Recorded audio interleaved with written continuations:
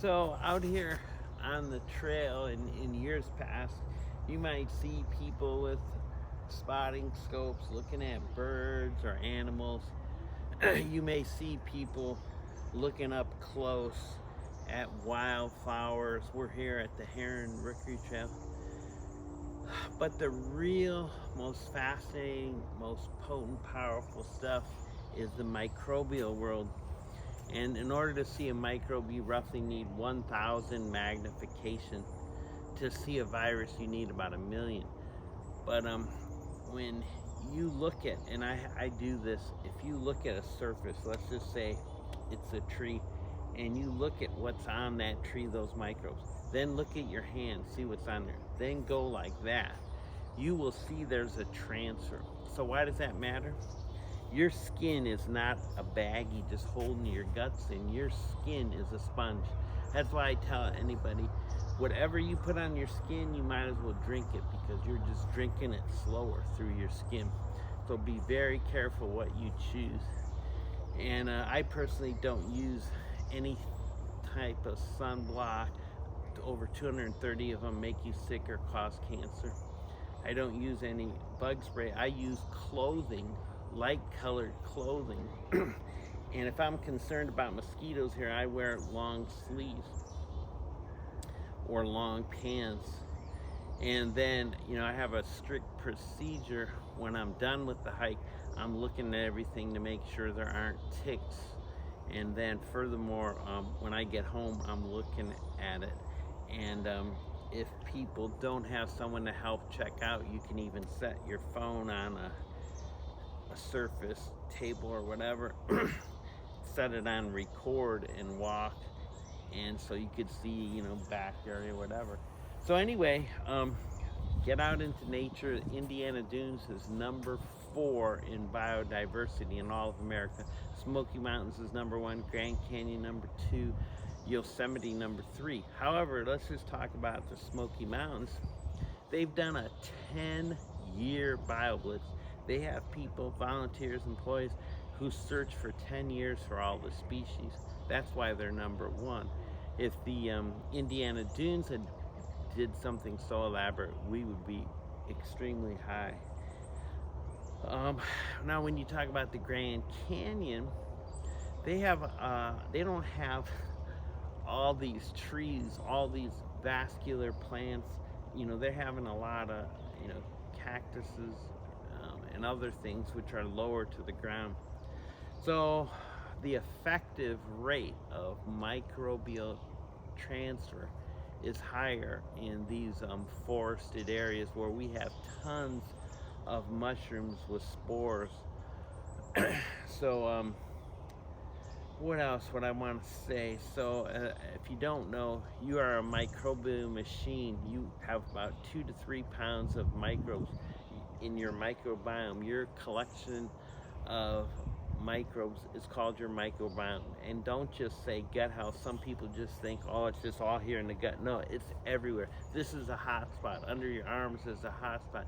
Your feet are a hot spot. There's some other hot spots. When you breathe, you're breathing in those microbes. I have night hikes and I have a super powerful light, and when I turn it on and it's generating heat, you see this tornado effect and you see all the particles. Those aren't microbes, but microbes are on each one of those particles, and it's not pollution. The Indiana Dunes is thriving. It's thriving. It's biodiversity, it's plants, it's thriving, even though there's industry around. I call this the museum of nature and industry. I'm thankful we have industry because it proves that if you have biodiversity, you will be much better off for it. So I call this the Museum of Nature and Industry. Far better, far more interesting to the error-plagued human ideas at the Museum of Science and Industry in Chicago. So come out into nature. If you have an internal combustion engine, that engine requires oil for lubrication, fuel to power it, and unless it's a Volkswagen Bug, it needs it needs coolant to keep it cool. fuel to power it, oil to lubricate it. So the brain is a blob, it's a mass. It needs chemicals. If you don't have the correct chemicals, you're going to turn to substances. You're going to turn to risky behaviors that will generate those chemicals. You will self-medicate. So when you're out in nature, you're getting those chemicals. So anyway, by smelling, breathing them in, when you look at beautiful colors, that preserves your microbes. It makes them live slightly longer. So if I'm out in nature and the average life of a microbe is 12 hours, so if I get 12.007, so over time I am going to be accumulating more microbes than someone who is staring at a gray cinder block wall, and their microbial count there is going to go down because the average life is not going to be 12.0, but let's just say 11.9997. So after years of that environment, your microbiome diversity is going to be going down. But it's not just seeing and breathing, it's listening. As I tell people, I take people out on Lake Michigan, 5-foot waves slamming 98 decibels with low to mid frequency. Then we go into the forest and it drops down to 47 decibels. Now, most people don't understand decibels, but if you have 47 decibels, to double that sound level, you go to 50, that's 3.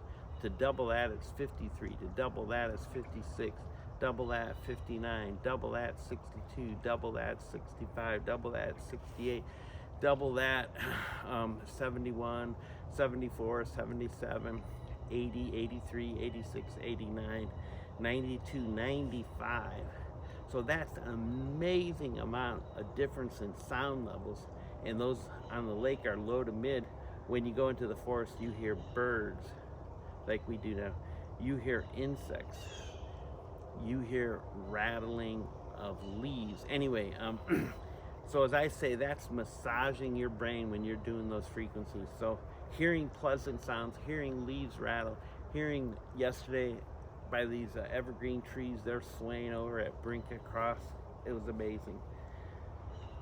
So sight, hearing, feeling, all the senses, tasting, eating food.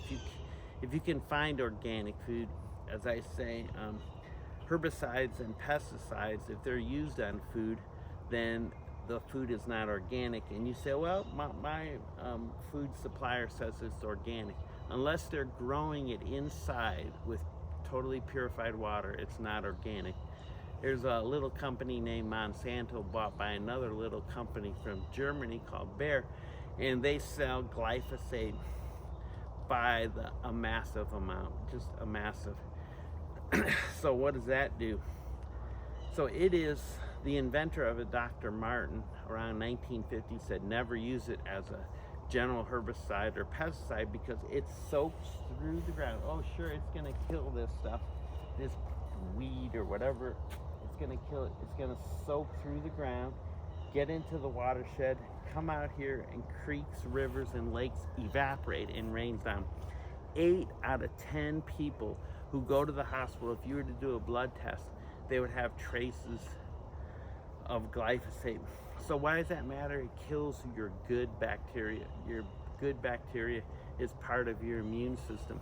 So anyway, I could go on for 4 or 5 hours about this, but basically, you don't need to know any of the science. You don't need to know anything about microbiology.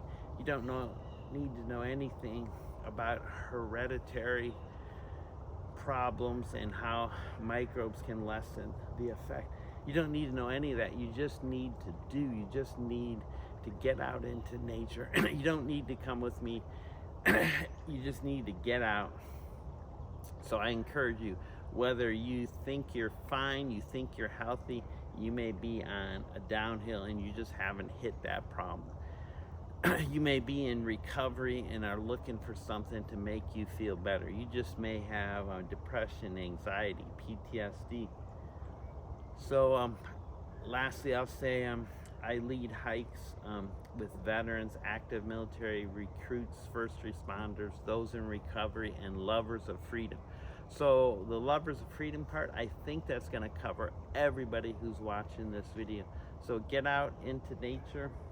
If you got questions, email Indiana Dunes Hiking at gmail.com. The website, of course, is indianaduneshiking.com. It's also on Tracebook, or some people call it facebook.com/Indiana Dunes Hiking.